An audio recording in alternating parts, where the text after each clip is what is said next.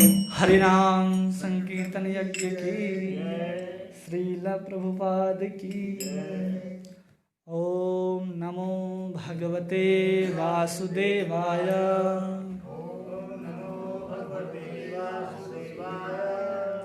ओम नमो भगवते वासुदेवाय।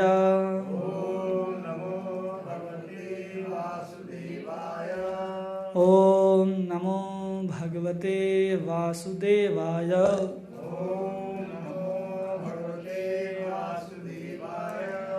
नारायणं नमस्कृत्यं नरं चैव नरोत्तमं दैवीं सरस्वतीं व्यासं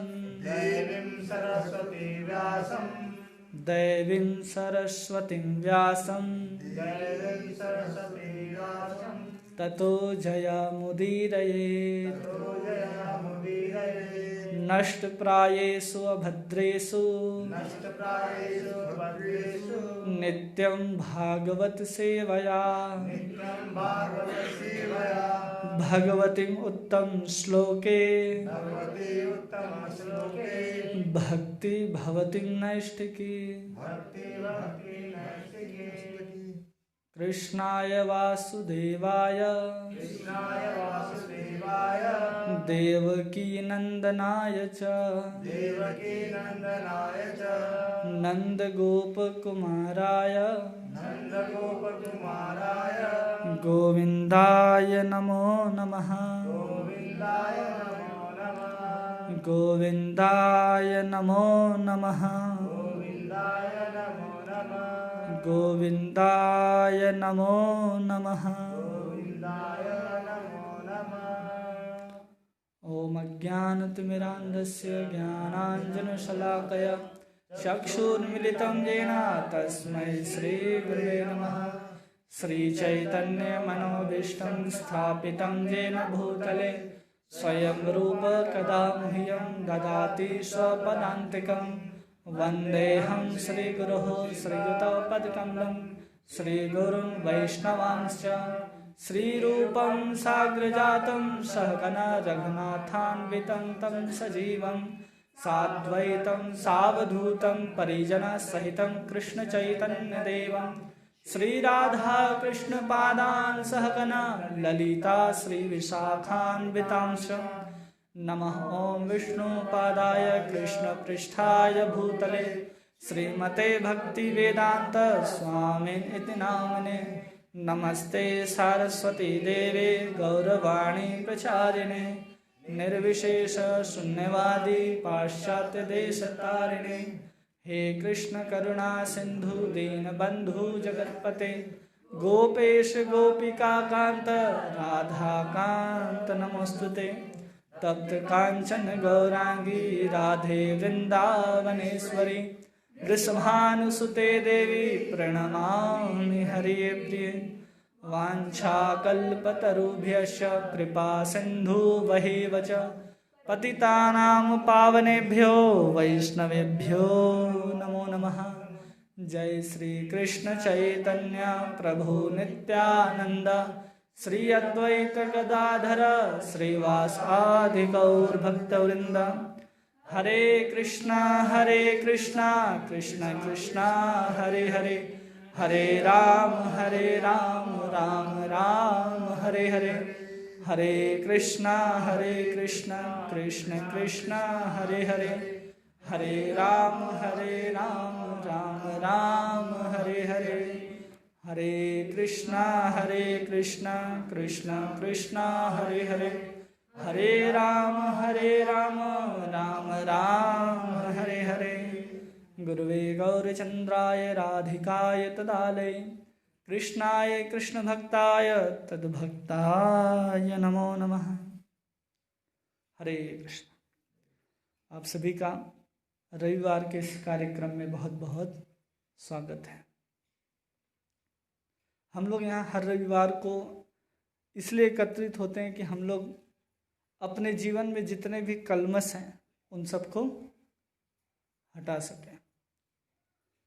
हमारे शरीर के अंदर जो मैल है उसको हम नहा धो करके साफ कर सकते हैं, लेकिन मन और हृदय को साफ करने के लिए कोई भी साबुन, कोई भी सर्फ आज तक नहीं बना है।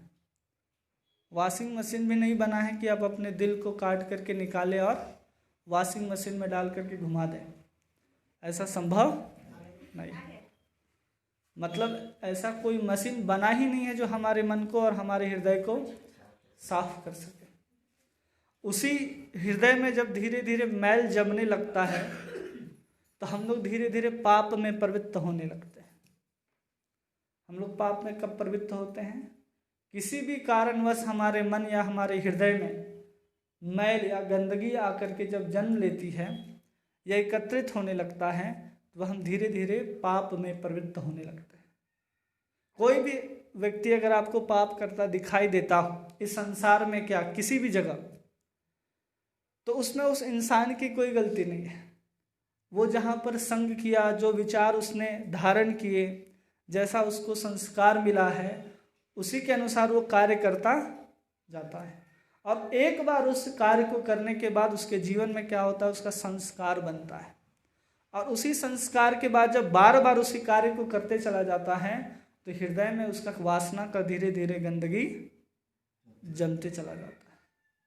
और जब उस तक उसके हृदय में वो गंदगी है, वो विचार है, तब तक वो किसी न किसी माध्यम से संसार में आकर के पाप करेगा। पाप का अर्थ ये है कि जो आपके अधिकार क्षेत्र में नहीं है, आप उसको लाने का, पाने का, छीनने का, भोगने का प्रयास करते हैं, उसको पाप कहते हैं।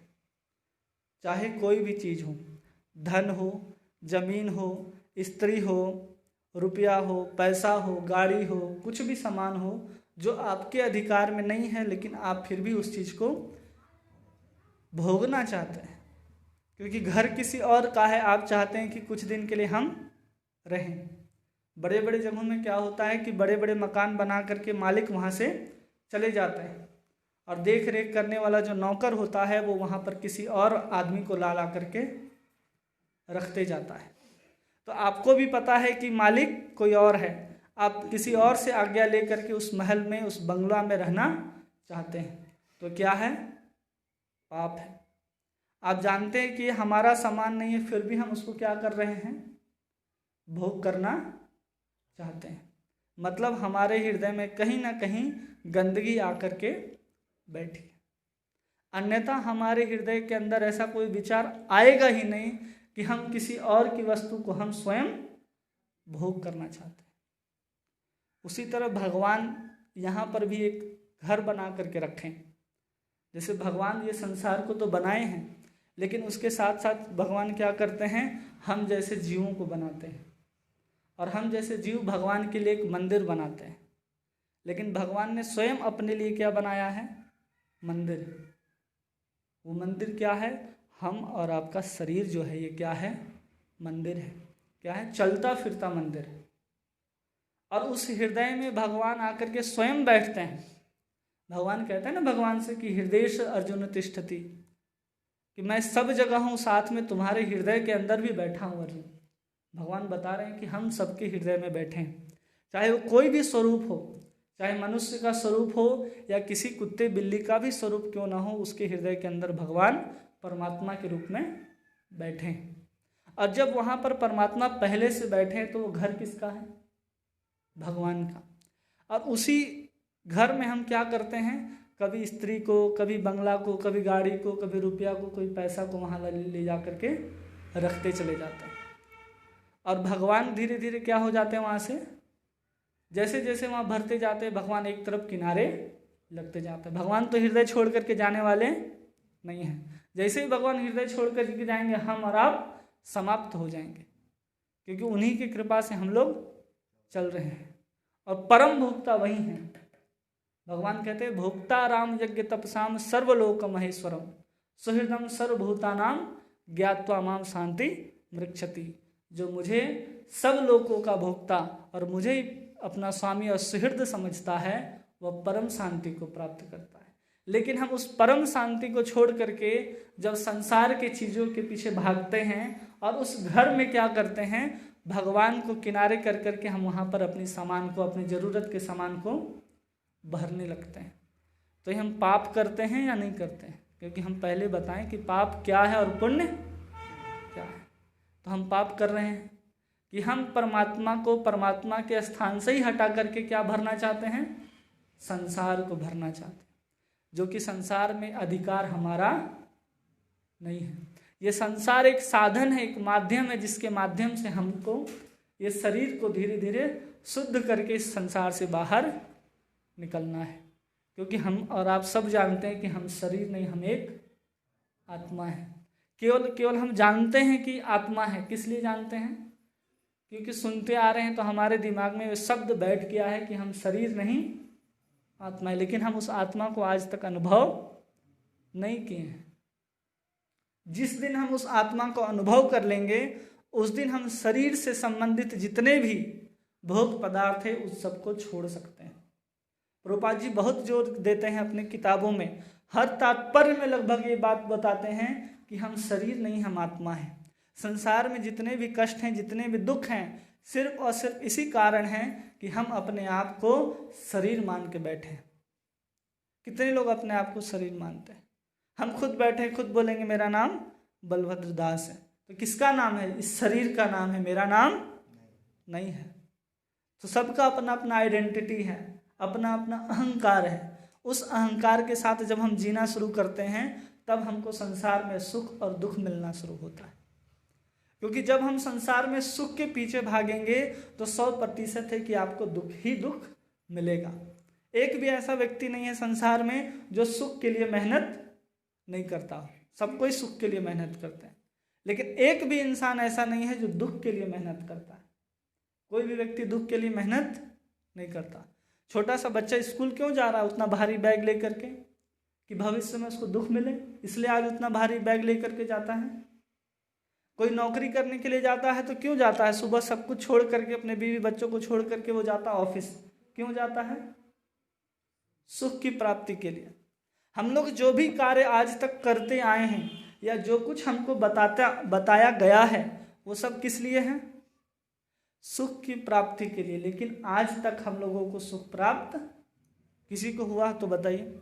हम भी आपके मार्ग पर चलने के लिए तैयार हैं, लेकिन सुख प्राप्त, सुख जैसा लगता है, लेकिन जैसे ही आप उस चीज़ को प्राप्त कर लेते हैं वो लगता है कि कुछ है ही नहीं, हवा हो जाता है। नहीं देखते हैं, लगता है ये पहाड़, ये बादल यहीं पर होगा, आप जाते हैं वहाँ तक तो नहीं होता। मृग मरीचिका जानते हैं? बहुत दूर तक दिखता है कि हाँ यहाँ पानी है, लेकिन जैसे ही आपका गाड़ी वहाँ पर पहुँचता है वहाँ पर कुछ नहीं होता। एक ऐसा चेक दे दिया गया है जिसमें कभी डेट ही नहीं डाला गया है कि किस डेट को आप निकाल सकते हैं। चेक होता है, समझते हैं ना? उसमें चेक में डेट ही नहीं दे तो आप कब उसको निकाल सकते हैं? कभी नहीं निकाल सकते हैं। आप हर बार जाइएगा बैंक और हर बार बैंक आपको वापस करेगा। उसी तरह संसार का जितना भी कार्य है, अगर आप सुख पाने की इच्छा से करते हैं तो आप दुखी रहेंगे ही रहेंगे। इसको कोई नहीं डाल सकता है। एक लाइन है, एक शायर बोलता है कि ये संसार क्या है? माटी का खिलौना, ना मिले तो सोना और मिल गया तो माटी। जब तक नहीं मिलता है हमको सामान, सोने के समान कीमती लगता है। हम प्रयास करते हैं उसको किसी भी हालत में प्राप्त कर लें, बहुत मेहनत करते हैं, यहाँ तक कि लोन लेके, कर्जा लेकर के, झूठ बोल करके, प्रपंच करके हम तमाम तरह के आडंबर लगा करके उस चीज़ को प्राप्त करना चाहते हैं। जब हमको प्राप्त हो जाता है तो पता चलता है कि इसका तो माटी के ढेले के समान भी इसका कोई वैल्यू नहीं है, उसका कोई महत्व तो नहीं बचता अपने जीवन में। इसलिए एक बहुत सुंदर भजन है, महाराज जी गाते हैं, न तेरा पैसा लगता है, न तेरा ढेला लगता है, तू नाम सुमर कर देख ले रे कैसा लगता है। क्या बोल रहे हैं कि न तेरा पैसा लगता है और न तेरा ढेला लगता है। ढेला समझते हैं? जो लोग पुराने लोग हैं समझते हैं ढेला भी एक चीज होता था जिससे क्रय विक्रय किया जाता था। तो बता रहे कि न पैसा लगता है और न तेरा ढेला लगता है, तू नाम सुमर कर देख ले रे कैसा लगता है। एक बार कोई कृष्ण बोल दे, एक बार कोई राम बोल दे, तो भगवान उसके तरफ देखने लग जाते हैं कि ये संसार में इतना भटका, इतना मेहनत किया है सुख को प्राप्त करने के लिए, और जब इसको ज्ञान हो गया कि संसार में सुख है ही नहीं, तो क्या कर रहा है वो जीव, भगवान के तरफ उन्मुख हो रहा है। रामचरितमानस में तुलसी बाबा लिखते हैं कि सन्मुख होए जीव मोहे जब ही, ना सही अग तभी। जैसे ही जीव भगवान के शरणागत होता है, भगवान की तरफ मुड़ता है, तो भगवान क्या करते हैं, उसके अनंत कोटि पाप राशि को हर लेते हैं। ना सही अग कोटि पाप, अघ मतलब होता है पाप, तब ही उसी समय नाश कर देता है जैसे ही हम भगवान की तरफ उन्मुख होते हैं। कब? जब हम संसार से धक्के खा खा करके जान जाते हैं कि संसार हमारे लायक नहीं है। ऐसे भी महात्मा हुए जो आते के साथ जिनको पता चल गया कि संसार में सुख नहीं है, लेकिन हम इतने धक्के खाने के बाद भी हमको ये ज्ञान नहीं हुआ कि सही में संसार में सुख नहीं है। अभी भी सबको लगता है ना कि हम प्राप्त कर सकते हैं, एकदम अब मिल जाएगा, अब मिल जाएगा।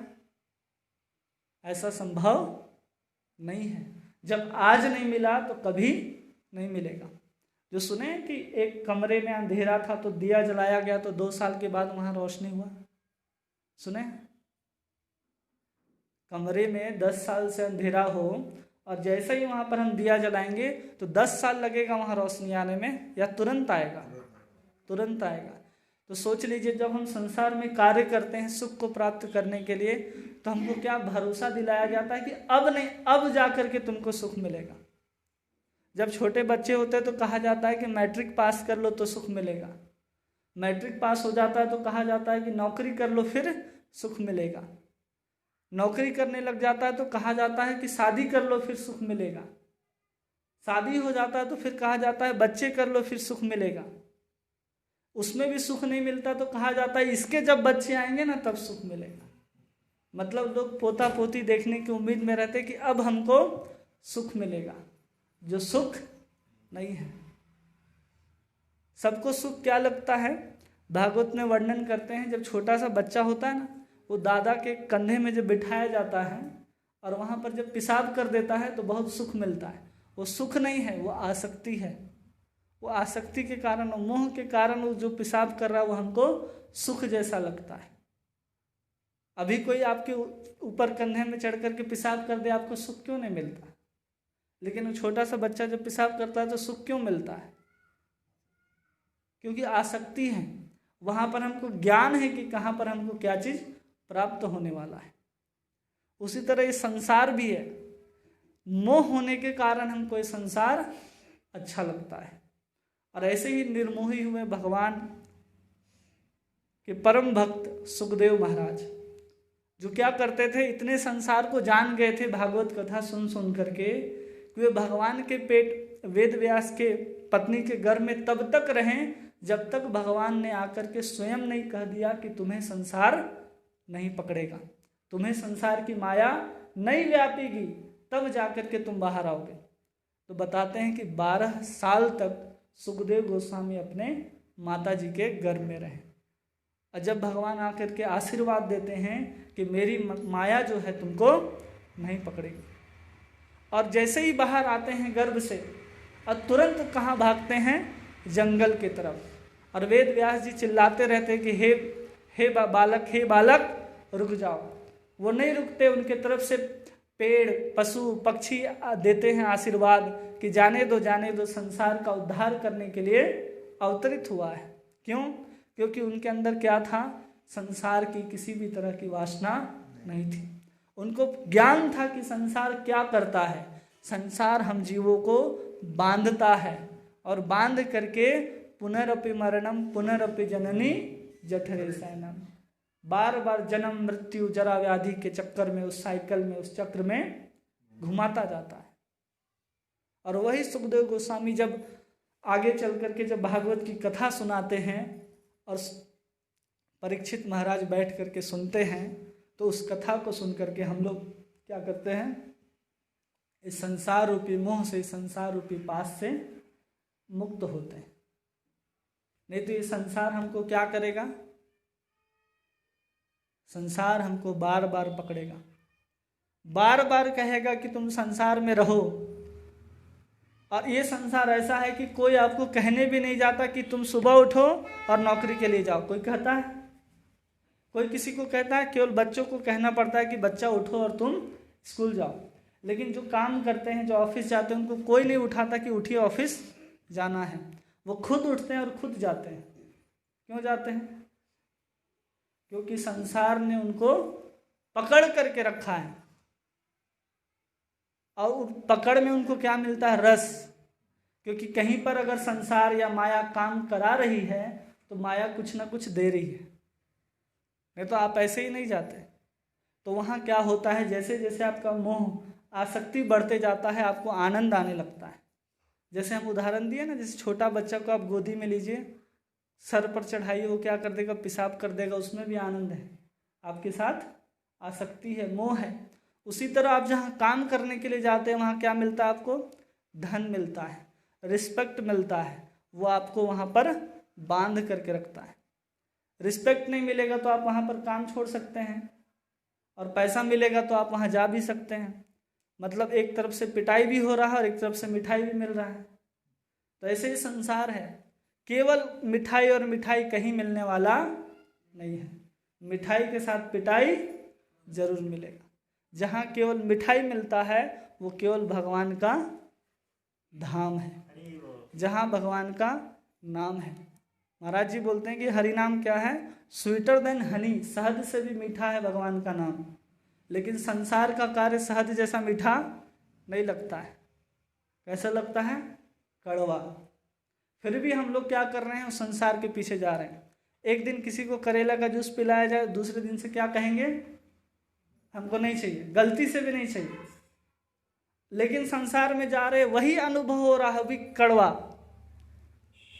कभी रिश्तेदारों के तरफ से, कभी परिजन के तरफ से, कभी अपने मालिक के तरफ से, कभी जिसके तरफ से काम करते हैं उसके तरफ से क्या मिल रहा है? केवल और केवल वही नीम वाला कड़वाहट। जब हम उसको छोड़ करके जब भगवान के तरफ मुड़ते हैं तो वही नीम क्या हो जाता है? करुणा का सागर बन करके उसी नीम के वृक्ष के नीचे निमाई पंडित चैतन्य महाप्रभु का प्रादुर्भाव होता है। और वही हमको हरिनाम देने के लिए यहाँ पर आते हैं और ये बताते हैं कि सब कुछ छोड़ करके हमें हरिनाम लेना है। क्यों लेना है हरिनाम? क्योंकि हम इस संसार से अपना उद्धार चाहते हैं। और संसार से हम उद्धार कब तक चाहेंगे? जब तक हमको ये ज्ञान नहीं हो जाता कि संसार में सबसे पहले दुख ही दुख प्राप्त होता है। संसार में पहला अनुभव हमारा क्या है? दुख है। जो बच्चा जन्म लेता है वो खुशी से जन्म नहीं लेता है। अगर खुशी से जन्म लेता तो हंसता मुस्कुराता हुआ संसार में आता। जब उसका पहला ही जन्म रोते हुए होता है तो हम आखिरी सांस तक कैसे सोच सकते हैं कि हमको सुख मिलेगा ही मिलेगा? हमको सुख मिलने वाला नहीं है।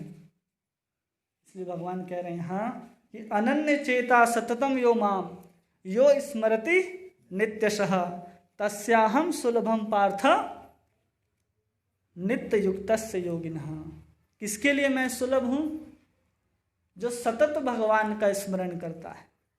क्योंकि भगवान का स्मरण करने में ही आनंद है, इसके सिवा आनंद नहीं है। आनंद कहाँ है? भगवान के स्मरण में। अगर भगवान के स्मरण में आनंद नहीं होता तो हम और आप यहाँ नहीं बैठे होते, कहीं और जा रहे होते, जहाँ क्लब में, जहाँ एक दूसरे को देख नहीं सकते वहाँ पर अपने पैर को हिला रहे होते। जहाँ पर नहीं आते, जहाँ पर बैठ करके चुपचाप एक ही व्यक्ति बोल रहा है और हमको क्या करना है? उसको ध्यान लगा करके सुनना है। वो अच्छा बोल रहा है, खराब बोल रहा है, लेकिन आपको क्या करना पड़ता है? सुनना पड़ता है। क्यों? क्योंकि हम अपने आत्मा का उद्धार चाहते हैं।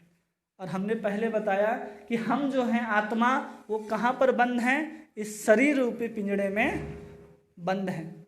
और इस शरीर को भगवान ने क्या बनाया है? अपना घर। हृदय रूपी बंगला में मन रूपी माली को भगवान ने रखा और मन ने क्या किया? इस संसार को इस हृदय में ला ला करके रखता चला गया। पहले हम उदाहरण दिए ना कि किसी शहर में एक मालिक क्या करता है? एक बंगले को बना करके रखता है और एक मालिक को वहाँ छोड़ करके जाता है कि इस बंगले की तुम देख रेख करना और साफ सफाई करना, लेकिन वो स्वयं के लोभ में लालच में क्या करता है, किसी किसी को 1 दिन के लिए, किसी 2 दिन के लिए, किसी को पार्टी के लिए उस बंगले को देता जाता है।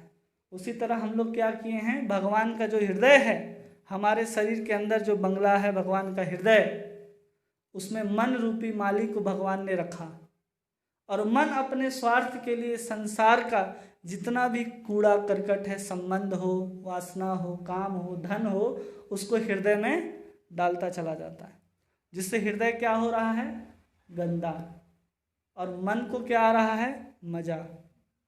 नुकसान किसका है, मन का भी नुकसान है कि जिस दिन परमात्मा वहां से आएगा उस दिन मन को पिटाई होगा। जैसे इस्कॉन में क्या होता है, जैसे ही आप भगवान की तरफ मुड़ेंगे, जितने प्रकार के आप गलत काम करते थे सबको छोड़ना पड़ेगा, यहाँ तक कि प्याज लहसुन तक को भी छोड़ना। जब मुर्गा मछली खाने के लिए हम लोग क्या करते थे, लाइन में लग जाते थे, 1 अंडे का आमलेट का पोच बनाओ, हम खाएंगे। हम मछली कहाँ कहाँ जा करके हम मछली नहीं खाएंगे, लेकिन खाएंगे। जब भगवान की तरफ मुड़ते हैं तो मन को समझ में आता है कि अब मालिक यहाँ पर आने वाला है, तो मन क्या करता है, अपने आप को कंट्रोल करके हृदय रूपी बंगला को धीरे धीरे साफ करता है। तो इसलिए मालिक को आना जरूरी है या अपने मालिक को होना ठीक जरूरी है। पहले तो मालिक का भी आना जरूरी है और मालिक का होना भी जरूरी है, और उसके ऊपर मैनेजर भी बिठाया गया जो मन को क्या देता है, सैलरी, जिसका नाम है बुद्धि। वो क्या देता है, सलाह, हाँ तुम ले आओ, कोई दिक्कत नहीं, हम देख लेंगे। बुद्धि सलाह देता है ना, तब तो मन काम करता है, क्योंकि मन का तो काम है विचार करना, थिंकिंग, विलिंग एंड फीलिंग, इसके अलावा मन का कोई कार्य नहीं है। लेकिन उसका मैनेजर क्या है, बुद्धि, जो बिगाड़ के रखा है मन को और खराब करके रखा है हृदय को। जब हमारा बुद्धि ठीक होगा तो मन हमारे नियंत्रण में होगा, और जब हम बुद्धि को ठीक करना चाहते हैं तो हमको अपने अहंकार को ठीक करना पड़ेगा। अहंकार मतलब हमारी आइडेंटिटी। अहंकार मतलब ये नहीं कि हम बहुत बड़े पैसे वाले हैं, हम बहुत रुपये वाले हैं, हमारा पद ये है, हमारा ओहदा ये है। वो तो एक आपका पोस्ट है, उसका आपके पास जो अहंकार है वो अहंकार नहीं है, उसको घमंड बोलते हैं। अहंकार मतलब आपकी आइडेंटिटी, जो आप हैं। जब तक हम अपने आप को शरीर मानते रहेंगे, बुद्धि आपको मूर्ख बनाता रहेगा। जब हम अपने आप को आत्मा समझने लगेंगे और उसके आधार पर कार्य करना शुरू करेंगे, बुद्धि ठीक से निर्णय लेगी, मन के अंदर सही विचार आएंगे और हृदय आपका मैला होने से बचेगा। नहीं तो कोई उपाय नहीं है। और इसी मन में, हृदय में पाप जमा होने से हमने क्या बताया, संसार में किए जाने वाले कृत्य पाप बनते हैं। अन्यथा संसार में पाप कोई नहीं करता, उसको तो पता भी नहीं है संसार में रहने वाले जीव को कि हम पाप कर रहे हैं।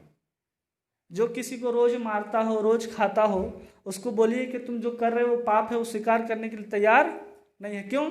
उसके जीवन में वो लगातार होने के कारण आदत हो गया है, और वही आदत उसको ये अनुभव नहीं होने देता कि जो हम कार्य कर रहे हैं ये सही है या गलत है। कभी ऐसा लगता है? किसी भी कसाई को जाकर के समझाइए कि जो तुम बकरे को काट रहे हो ये गलत है, वो स्वीकार करने के लिए तैयार ही नहीं। बोलेगा हमारा रोजी रोटी ही इसी से है और कोई फर्क नहीं पड़ता, हम सालों से काट रहे हैं, हमारे बाप दादा काटते आए हैं।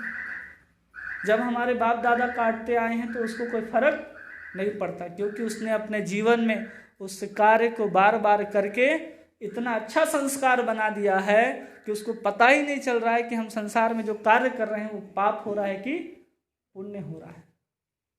तो सब गणित किसका है यहाँ पर? आत्मा का। जब तक हम अपने शरीर के अंदर रहने वाले जीव को नहीं समझेंगे और उसका संबंध परमात्मा के साथ नहीं समझेंगे, तब तक हम क्या करेंगे, यहाँ पर बंधते रहेंगे। हम क्या करते हैं, कभी कभी संसार में अपने मन, अपने बुद्धि को कंट्रोल करने के लिए सब चीज को तो कंट्रोल कर लेते हैं, लेकिन कोई एक इंद्रियां, कोई एक इच्छा बाकी रह जाता है, जिसके कारण हम संसार में फंस जाते हैं। हम पुनः पाप में प्रवृत्त हो जाते हैं उसको भगवान कह रहे हैं कि इंद्रियाणाम ही चरताम यो अनुविधीयते तदस्य हरितम प्राज्ञा वायु निर्वाम एवं भसी। कि इंद्रियाणाम ही चरताम, कोई एक भी इंद्रियां आपके कंट्रोल से अगर बाहर है, कि हम सब चीज को तो कंट्रोल कर लिए लेकिन कोई एक भी गलती से छूट गया, तो कहते हैं कि तदस्य हरितम प्रज्ञा, वो तुम्हारे समस्त बुद्धि को हर लेगा। कैसे हरेगा? जैसे वायु निर्वाम एवं भसी, जैसे तेज लहर में जब तूफान आता है तो नाव किधर से किधर बह जाता है किसी को पता नहीं चलता। उसी तरह एक इंद्रियों के वजह से वो वायु, वासना रूपी वायु ऐसा चलेगा कि आपके बुद्धि को, आपके विवेक को हर लेगा और समुद्र की गहरी खाइयों मतलब संसार के अंदर आपको खींच लेगा। केवल और केवल एक इंद्रिय, या आपका जीव आपके कंट्रोल में ना हो, नाक, कान, आँख कोई भी हो जो कंट्रोल में ना हो, तो हम पुनः इस संसार में वापस गिर जाएंगे। इसलिए हमको क्या करना है? सबसे पहले ये समझना है कि हम ये शरीर नहीं, आत्मा है, और ये आत्मा का लक्ष्य है कि हम परमात्मा के साथ जुड़े और भगवान की भक्ति को करें। जुड़ने का अर्थ क्या है? भक्ति, और भक्ति के माध्यम से ही भगवान के साथ हम जुड़ सकते हैं, अन्यथा हम जुड़ नहीं सकते। और हर किसी के जब अंदर हम भगवान देखेंगे तो हमारा जो अहंकार है वो क्या होगा? धीरे धीरे कम होने लगेगा। लेकिन हम क्या करते हैं? उसको तो आत्मा देखते हैं और अपने आप को शरीर देखते हैं, और कभी कभी अपने आप को आत्मा देखते हैं और सामने वाले को शरीर देखते हैं, तो ये नहीं चलेगा। जब सब में राम दिखता है तो सबके राम होने चाहिए, लेकिन क्या होता है? केवल हमारे ही राम है, तुम्हारे राम नहीं है, या तुम में राम नहीं है, तो ये क्या होता है? हमको संसार की तरफ खींचता है। इसलिए अपने जीवन में सभी इंद्रियों को अपने वश में कब किया जा सकता है? जब हम शरीर से सोचना बंद करके आत्मा से सोचना शुरू करेंगे, क्योंकि शरीर का संबंध तो निरंतर संसार के साथ है, और संसार के साथ है मतलब संबंध के साथ है, वही संबंध आपको बांध के रखा है। जो गृहस्थ हैं उनको संबंध बांध के रखा है, जो ब्रह्मचारी है उनको वो अपने वासनाओं से बंधे हैं। केवल मुक्त वही है जो त्रिदंड मतलब मन, कर्म और अपने वाणी से क्या है? अपने वश में रखें, केवल वही मुक्त है। तो जो अपने मन, कर्म और वचन को अपने वश में रख सकता है वही सन्यासी है, और सब के सब क्या हैं? संसारी हैं। सन्यासी और संसारी में यही अंतर होता है। इसलिए घर छोड़ करके हमको लाल कपड़ा पहन करके सन्यासी होने का कोई ज़रूरत नहीं है। हम अपने मन, कर्म, वचन को जब एक लाइन में ले आएंगे तो हम सन्यासी हैं। मन कुछ कह रहा है, कर्म कुछ कर रहे हैं, और वचन कुछ कह रहा है, मतलब हम उस योग्य नहीं हैं।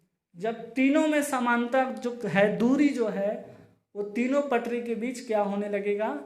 कम होने लगेगा। और जब तीनों एक लाइन में आ जाएंगे, जो हम कह रहे हैं उसको हम कर रहे हैं, और उसी चीज़ को हम क्या कर रहे हैं? कह भी रहे हैं।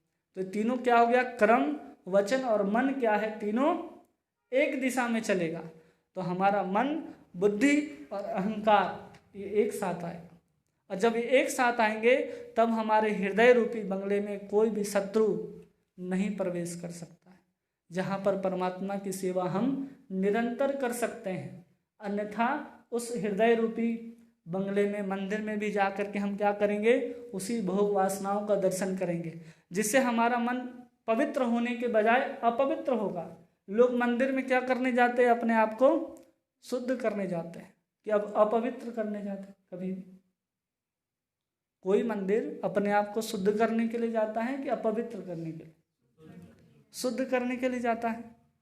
जब वहां जाकर के हम क्या देखते हैं? भगवान के अलावा हम जब किसी चीज को देखना शुरू करते हैं तो हम वहां पर भी जाकर के अशुद्ध होते हैं। इसलिए जब हम अपने ही हृदय में जब उतरेंगे और वहां पर भगवान को छोड़ करके जितने भी संसार की वासनाएं हैं उनको जब देखना शुरू करेंगे तो हम शुद्ध हो सकते हैं। तो उसके पहले हमको क्या करना पड़ेगा? उस हृदय को धोना पड़ेगा। तो बताते हैं कैसे धोया जाता है, कि जब हम श्रवण रूपी जल को कान के माध्यम से जब हृदय के अंदर प्रवेश कराएंगे तो श्रवण के माध्यम से भगवान स्वयं हृदय के अंदर प्रवेश करते हैं। और भागवत कहता है कि धुनोति समलम, भगवान स्वयं अपने रहने के स्थान को, हृदय को स्वयं साफ करते हैं। अगर भक्त निरंतर भगवान की कथा को सुनता रहे तो एक दिन भी अगर हम मिस कर दिए भगवान की कथाओं को सुनना तो तुरंत वहां पर जम जाएगा धूल। एक दिन भी जब हम घर में झाड़ू नहीं लगाते तो क्या होता है, मक्खन आकर के जमता है, वहां धूल जमता है। और जब उसको साफ करते हैं तब हमारा चेहरा, हमारा प्रतिबिंब उस घर में, उस फर्श में दिखाई देता है। तो इतना साफ करना है अपने हृदय को कि हमारा वास्तविक स्वरूप जो है वह हमारे हृदय में दिखाई दे। उसी को चैतन्य महाप्रभु कहते हैं कि चेतो दर्पण मार्जनम। तब जाकर के क्या होगा, भव महादावाग्नि निर्वापणम। ये जो संसार रूपी जो भव है, भव सागर, इसका जो आग है उससे हम निर्वापणम निकल सकते हैं। केवल और केवल क्या करना है, अपने आप को समझते हुए उसी कार्य में प्रवृत्त होना है जो हमारे हृदय को, हमारे मन को, हमारी बुद्धि को ये एकाग्र कर दे कि तुम्हें भगवान की ही निर्देशन में चलना है और भगवान का नाम स्मरण करना है। कान के माध्यम से केवल भगवान का कीर्तन और भगवान का कथा को अंदर प्रवेश करने देना है। नहीं तो हम लोग क्या सुनते हैं, रेडियो में कुछ गाना सुनते हैं, टीवी में कुछ सुनते हैं, किसी के घर गए तो कुछ सुनते हैं, किसी का अच्छाई किसी का बुराई सुनते हैं। तो अच्छाई और बुराई हमारे हृदय के अंदर जाकर के सफाई थोड़ी करता है, वहाँ धूल किस तरह जाकर के वहाँ पर बैठ जाता है। शास्त्र कहता है अगर हम किसी का बुराई करते हैं तो हम उसके बराबर हैं सूअर के बराबर जो दूसरे का मल चाटता है। उसी तरह हम किसी का बुराई कर रहे हैं मतलब हम दूसरे का क्या कर रहे हैं, मल चाट रहे हैं। तो जो कान के माध्यम से बुराई सुनेंगे तो क्या जाएगा हमारे अंदर, घी, मल जाएगा। तो इसलिए हमें दूसरों की निंदा नहीं करना है, दूसरों का चुगली नहीं करना है। सबसे पहला पाप अगर लिखा गया भागवत में तो यही लिखा गया कि किसी का निंदा, किसी का स्तुति नहीं करना चाहिए। गुरु और भगवान का स्तुति छोड़ करके, वैष्णवों का स्तुति छोड़ करके, हम कोई भी आता है तो हम अपने स्वार्थ के लिए उसका स्तुति करना शुरू कर देते हैं, जो कि स्वीकार नहीं है। क्यों किसी का निंदा और क्यों किसी का स्तुति करेंगे? निंदा कर रहे हैं मतलब हम उसके बुराइयों से आ सकते हैं और स्तुति कर रहे हैं तो हम उसकी अच्छाइयों से आ सकते हैं। और भगवान कहते हैं इच्छा द्वेष समुत्थेन द्वंद्व मोहेन भारत। जब हम अच्छाई और बुराई दोनों से मुक्त हो जाएंगे तभी हम इस संसार से मुक्त हो सकते हैं। इसलिए हमें अच्छाई के तरफ भी नहीं जाना है और बुराई के तरफ भी नहीं जाना है। हमको बीच में चलना है, ना इस पार ना उस पार। कहाँ चलना है? बीच में। क्योंकि बीच में नहीं रहेंगे तो आपका जो नाव है वो कभी इस तट से टकराएगा, कभी उस तट से। और इस शरीर रूपी नाव को आपको क्या करना है? भगवान के धाम तक ले जाना है। इसलिए ना इधर जाना है और ना उधर। दोनों तरफ के नज़ारों को आप देख सकते हैं लेकिन उसके प्रति आसक्त नहीं होना है। सुंदर झरने गिर रहे हैं, सुंदर सुंदर वृक्ष हैं, कहीं बहुत सुंदर सुंदर घाटियां हैं, हिरण चल रहे हैं, उसको देखते हुए आपको नाव के ऊपर ही बैठना है। हम क्या करते हैं? उसको देखते देखते नाव किनारे लगाते हैं और कहाँ उतरते हैं? हिरण देखने के लिए, वादी को देखने के लिए। ये सब क्या है? हिरण। हिरण मतलब हम सुंदरता के पीछे भाग रहे हैं। शेर मतलब हम भोग के पीछे भाग रहे हैं। बंदर मतलब हम काम वासना के पीछे भाग रहे हैं। सुंदर पक्षियों को देख रहे हैं मतलब हम बार बार काम वासनाओं का चिंतन कर रहे हैं। यही सब है संसार का दृश्य जो हमको पकड़ता है। और ये संसार क्या है, ये शरीर क्या है? इस पार से उस पार जाने का एक माध्यम है। भागवत कह रहा है कि शरीर क्या है? एक माध्यम है, नाव के समान है। और इसके कर्णधार कौन है? गुरु इसके कर्णधार हैं। और जो अनुकूल वायु चलती है वो भगवान की कृपा है। किसी को अगर भक्ति करने में सुविधा होता हो, नाम लेने में, तो समझना चाहिए कि भगवान का कृपा रूपी बयार चल रहा है जो हमको अपने तरफ अपने आप बहा करके ले जा रहा है। तो ये सब कृपा है और इसकी कर्णधार केवल गुरु हैं। इसलिए नाव को कभी भी अच्छाई और बुराई दोनों किनारों से बचाते हुए हमको इसके परम स्रोत, जहाँ पर सागर जाकर के मिलती है, नदी जाकर के कहाँ मिलती है? सागर में। उसी तरह इस नाव को ले जाकर के हमको कहाँ मिलाना है? सागर में। लेकिन आत्मा कहाँ जाएगा? परमात्मा के धाम। हम परमात्मा में जाकर के मिल नहीं जाएंगे। जैसे नदी जाकर के समुद्र में मिलता है, हम लोग नहीं मिलते, क्योंकि जीवात्मा का अलग स्वरूप है और परमात्मा का अलग, दोनों की अलग अलग आइडेंटिटी है। इसको भक्ति रसामृत सिंधु में रूप गोस्वामी सुनाते हैं कि कैसे अलग अलग हैं। जब सब नदियां जाकर के समुद्र में मिलती हैं तो समुद्र और नदियां एक हो जाती हैं। तो रूप गोस्वामी बताते हैं कि हम वो नदी नहीं हैं, हम उस नदी के रहने वाले, अंदर रहने वाले मछली हैं। हम समुद्र में भी रहें तो हम मछली हैं, और जब नदी में भी रहें तो हम मछली हैं। इसलिए कभी भी आत्मा परमात्मा में जाकर के विलीन नहीं होती। हमें परमात्मा के पास, हमें कृष्ण के पास जाकर के भगवान की सेवा करनी है, तब जाकर के हम अपने आप को मुक्त समझेंगे, अन्यथा हम मुक्त नहीं माने जाएंगे। और इसी सब को मुक्त करने के लिए भगवान भगवत गीता में इतने सारे उपदेशों को देते हैं। उसमें क्या बताते हैं कि अनन्य चेता नित्यम, कि अनन्य भाव से क्या करना है, नित्यम क्या करना है, स्मरण करना है। यो स्मृति नित्य सह, वो क्या करेगा, इस संसार से कैसे पार हो जाएगा, आसानी से। तस्याहम सुलभम पार्थ, उसके लिए मैं बहुत सुलभ हूँ। किस रूपी संसार से, संसार रूपी सागर से भगवान उसको खींच लेते हैं, केवल भगवान का स्मरण करने मात्र से। सततम कीर्तयन्तो माम यो जनः पर्युपासते, जैसे जैसे हम भगवान का स्मरण करेंगे, कीर्तन करेंगे, भगवान हमें अपनी ओर खींचना शुरू करेंगे। क्यों? क्योंकि लोहा चुंबक का ही आकर्षण होता है। हम पत्थर बन के रहेंगे तो भगवान रूपी चुंबक हमको कभी खींचने वाला नहीं है। हम लोहा भी बन जाते हैं, लेकिन लोहा के ऊपर इतना जंग होता है कि उसको भी चुंबक नहीं खींच पाता। इसलिए हम भक्त तो बन जाते हैं, लेकिन हमारे अंदर अपने अहंकार का, अपने वासनाओं का जो जंग लगा होता है, हम उसको छुड़ा नहीं पाते हैं। उसको छुड़ाने के लिए हमको सत्संग रूपी तेजाब में जब डाला जाता है, तब जा कर के वो चुंबक क्या होता है, चुंबक के खींचने के लायक वो लोहा तैयार होता है। इसलिए अपने आप को सत्संग में निरंतर रखना है, जहाँ पर आपको पीटा भी जाता है, घसीटा भी जाता है और मिठाई भी दिया जाता है। क्योंकि प्रसाद जैसे ही खत्म होगा, सब हम लोग क्या करेंगे, सुंदर प्रसाद लेंगे और अपने अपने घर जाएंगे। मतलब उस चुंबक को हम यहाँ पर बहुत मेहनत से साफ कर रहे हैं, वापस आप जा कर के उसमें जंग लगाने के लिए पानी में डूब डूब के नहाना शुरू करते हैं।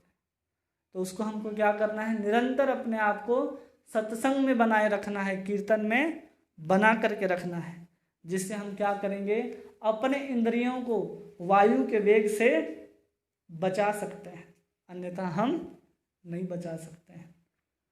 उसी को इसके पहले अध्याय में प्रभुपाद जी बताते हैं कि हम शरीर नहीं, हम आत्मा है। इस किताब का नाम क्या है, जन्म मृत्यु से परे।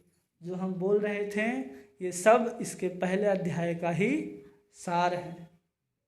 इसलिए अधिक जानकारी के लिए प्रभुपाद जी की किताब को पढ़ें और दूसरों को पढ़ने के लिए प्रेरित करें। आप सभी का बहुत बहुत धन्यवाद। किसी का कोई प्रश्न हो, उत्तर हो, सुख दुख, वो भी बांट सकते हैं। टीका टिप्पणी। प्रभु जी बोल रहे हैं कि ईर्षा, हाँ, ईर्षा को खत्म करने के लिए सत्संग रूपी तेजाब में हाँ, अपने आप, हाँ, अपने आप को डालना है। ईर्ष्या हम, ईर्षा है कि खत्म ही नहीं होता है। ईर्ष्या खत्म इसलिए नहीं होता है कि हम अपने आप को दूसरों से तुलना करने लगते हैं, इसलिए हमारे जीवन में ईर्ष्या का जन्म होता है। अन्यथा हमारे जीवन में ईर्ष्या नाम का कोई चीज़ नहीं है। अगर कोई बहुत प्रगति कर रहा है तो हमको उसको देख करके ईर्ष्या होता है। अगर कोई प्रगति नहीं कर रहा है लेकिन आप चाहते हैं कि वो प्रगति करे, तो आप उसे घृणा करने लग जाएंगे। दो ही चीज़ तो होगा। लेकिन दोनों के प्रति आपका समभाव रहेगा तो आप दोनों के प्रति क्या करेंगे, उदासीन रहेंगे। और आप देखेंगे कि वो बहुत आगे बढ़ रहा है, उसके अंदर अच्छाई को आप देखेंगे तो आप क्या करेंगे, उसकी अच्छाई को पकड़ के उसके पीछे दौड़ना शुरू करेंगे। मतलब आपके अंदर क्या आ गया, इच्छा आ गया। इच्छा के कारण आप दौड़ रहे हैं, मतलब अच्छाई देखें तो इच्छा और द्वेष दोनों के चक्कर में आप फंस रहे हैं। इसलिए अपने आप को हम तुलना करना छोड़ देंगे तो हम ईर्ष्या रूपी सांप के दंश से बच सकते हैं। केवल और केवल तुलना से ही हम अपने आप को बचा सकते हैं कि तुलना नहीं करेंगे तो हमें ईर्ष्या नहीं होगा। और हमें अपने आप को देखना है कि हम शरीर हैं या आत्मा है। हम अगर आत्मा हैं तो हमें उतना ही चाहिए जितना हमें आवश्यक है। हम आवश्यकता से अधिक की जब पूर्ति करने लग जाते हैं तो हम किसी से इच्छा, ईर्ष्या और किसी से द्वेष करेंगे ही करेंगे। ये संसार का नियम है। क्लियर? किसी का कोई प्रश्न?